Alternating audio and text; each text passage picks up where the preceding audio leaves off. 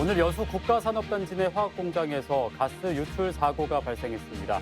이로 인해 인근에서 작업 중이던 근로자 12명이 가스를 흡입하고 병원으로 이송됐고 총 49명이 병원을 방문했습니다. 네, 발생해서는 안 되는 사고가 또 일어난 건데요.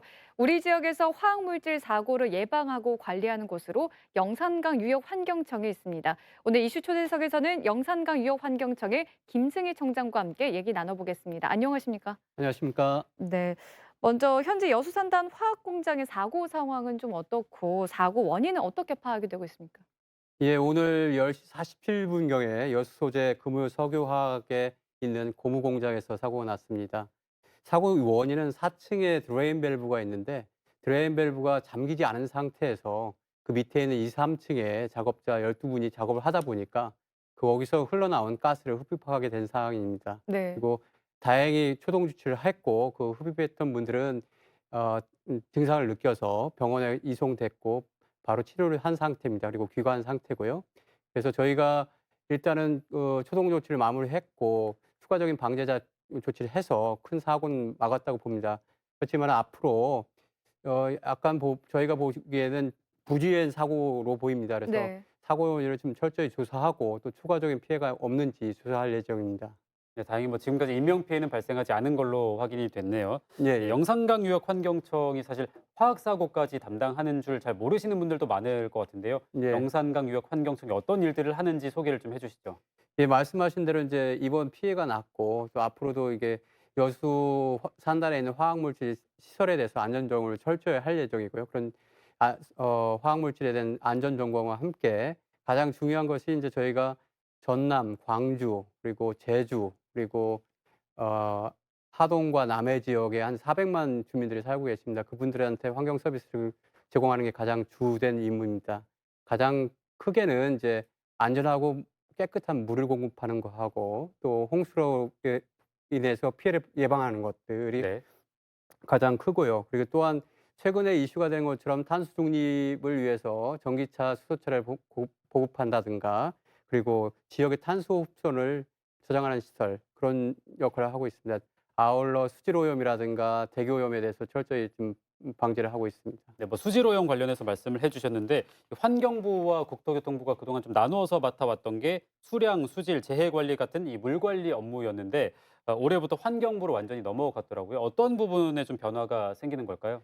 우선적으로 하천 관리 업무 자체가 저희 청으로 넘어왔습니다. 그러다 보니까 영산강 등 10개 하천에 국가 하천에 대해서 저희가 관리를 하게 됩니다. 그래서 네. 하천에 대한 기본 계획을 수립하고 하천의 어떤 홍수라든가 그 하천 환경을 정비하는 사업이 됩니다. 특히 이번 흰남도 같은 경우에는 저희가 보니까 과거에는 태풍이라든가 홍수가 났을 때 환경시설이 있습니다. 상하수시설도 있고 또 하천시설을 따로따로 관리해야 되는데 네. 저희 청에서 한꺼번에 관리를 하다 보니까 좀 더 대응을 신속하게 하고 유기적으로 대응할 수 있지 않는가 생각이 듭니다. 또 한 가지는 이제 황룡강 저희 지역에는 황룡강에 장독 습지라는 그 천혜 자원이 있는데 네. 그전에는 이제 그 국토부에서 관리하고 환경부에서 따로따로 하다 보니까 그런 부분에 대한 보존이라든가 그런 활동도 함께 할 수 있게 됐습니다.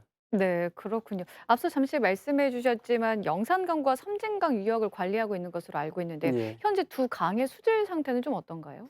섬진강은 예상하는 것처럼 수질이 좋은 상태입니다. 다만 이제 영산강이 문제입니다. 네. 영산강이 이제 저희가 봤을 때 이제 10년 전 과거 데이터를 보면은 금강이라든가 함강, 섬진강은 좋은 상태의 물이고 낙동강은 약간 좋은 상태입니다. 근데 영산강은 좀 약간 나쁜 상태이기 때문에 5 대강 중에서는 그 가장 좀 수질이 안 좋은 상태라고 보고 네. 특히 광주 지역의 경우는 수질이 나쁘다 보니까 영산강 전체에 좀 영향이 좀 있다 보고 있습니다. 왜냐하면 이제 다른 강에 비해서 영산강이 유량 자체가 작고 또한 이제 광주 지역을 대표하는 그 지점이 극락교 지점인데요. 그 지점 바로 상류에 그 광주 핫소리장이 있습니다. 갈수기 때는 그 유량의 영향이 큽니다. 그리고 또 광주천의 유량도 없다 보니까 수질 오염에 좀 취약한 상황이라고 볼 수가 있겠습니다. 네, 뭐 유량에다가 하수 처리장까지 같이 있다 보니까 아무래도 관리하기가 좀 힘드실 것 같은데요. 예. 그럼 이 영산강의 수질 개선을 위해서 어떤 노력을 좀 하고 계신가요? 지난해 저희가 면밀하게 조사를 해 보니까 광주 하수처리장 같은 경우는 처리율이 굉장히 평상시에도 93% 유지되고 비과했을 때는 뭐 170%까지 쓰게 됩니다. 즉 용량이 좀 부족하다 보니까 그 아모니아성 질소를 충분히 처리하지 못하는 사례를 확인했습니다. 그래서 네. 올해부터는 광주시와 협업해서 협의체를 운영해서 이 질소 처리를 어떻게 효율화할 것인가 다각적인 강구를 좀 하고 내년엔 좀 예산을 좀 담아서 구체적인 사업을 좀 시행하려고 하고 있습니다. 아울러서 이제 광주천 같은 경우도 문제가 되고 있기 때문에 그 광주천 등 주요 지천에 대해서도 면밀하게 좀 환경 조사를 해서 원인을 파악한 다음에 대책을 좀 준비하도록 하겠습니다. 네, 지금 물 관리의 중요성이 더욱더 가깝게 다가서는 게 올해 광주와 전남 지역의 가뭄이 정말 심각했었잖아요. 특히 예. 이 가뭄 대응 단계 중에서 가장 높은 심각 단계가 발령되기도 했었는데 지금의 상황은 좀 어떤지 또 앞으로 어떤 대책을 좀 마련하고 계신지도 궁금합니다. 말씀하신 대로 이제 가뭄이 굉장히 주암댐이 생기고 난 30년 만에 처음으로 심각 단계가 이루어졌고요. 저수율이 한 23.9%까지 떨어졌습니다. 네, 현재는 흰남노가 와서 그 한 39.2% 정도까지 다소 올라간 상태입니다. 그렇지만 이게 완전하게 해소되는 데는 좀 시간이 좀 필요한 상황입니다. 네. 그래서 저희가 수산공사라든가 농어촌 공사 등과 함께 뭐 어떻게 보면 있는 물을 좀 최대한 아껴 쓰고 줄일 수 있도록 노력을 하고 있습니다. 그리고 또 아울러서 이제 특히 이제 광양만권 같은 경우는 여수산단이 몰려 있거든요. 네. 여수산단에서 쓰는 그 물들이 한 100만 톤 중에 한 70% 이상을 산단에서 쓰고 있습니다. 그래서 그 지역에서 충분히 대기업들과 협업해서 물을 좀 줄이고 또 지자체에서도 줄일 수 있도록 좀 협업하고 노력하고 있습니다. 네. 그런가 하면 이제 구례군 구례읍과 이 문척면을 옛 문척교 철거를 놓고 구례군 의회와 일부 주민들의 좀 반발이 있습니다. 이 문제를 어떻게 해결하실 계획이신가요? 주민들과 의회의 우려는 충분히 이해됩니다. 그렇지만 저희가 아는 것처럼 20년대 큰 피해가 있었고 이걸 그대로 두면은 또 다른 피해가 없으리라는 보장이 없습니다. 왜냐하면 네.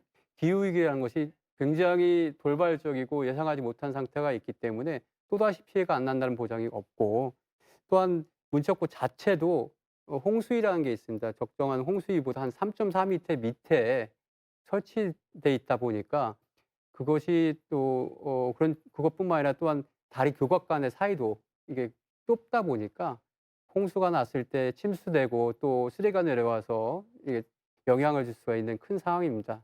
다만 저희가 이걸 일방적으로 뭐 하는 것보다는 저희가 우선적으로 그렇기 때문에 교통을 이용하고 있는 주민들이기 때문에 교통을 정말로 얼마나 이용하는지 그리고 또 대체 교량을 좀 건설하는 문제까지 포함해서 충분히 검토하고 저희가 10월 달에는 좀 주민들 설명회 공청회도 좀 해서 의견을 수렴한 다음에 구체적인 대응을 하도록 하겠습니다. 네, 또 영산강 유역 환경청이 사실 대기 환경도 좀 관리를 하고 있잖아요. 예. 지난해부터 광주와 전남, 제주 지역의 대기 오염원을 체계적으로 관리하기 위해서 대기 환경 관리단이 출범해서도 활동을 이어오고 있는데 대표적인 성과라면 어떤 게 있었을까요? 예, 맞습니다. 광역적으로 대기 오염 관리가 중요합니다. 그래서 저희가 미세먼지가 많이 끼는 12월부터 3월까지 계절 관리제라는 것을 운영합니다. 네, 그래서 저희가 최근 3년간을 데이터를 비교해 봤을 때 지난해 경우는 광주의 경우는 한 10.8% 오염도를 좀 개선하고 미세먼지가 나빠 가지고 나쁜 일수도 한 20일 이상 좀 줄였습니다. 네, 또 한 가지로는 이제 저희 지역에 한 108개 정도의 대량 사업장이 있습니다. 대규모 사업장에서도 오염 물질이 한 전년 대비 한 14% 정도 줄었다라는 걸 통계를 할 수 있겠습니다.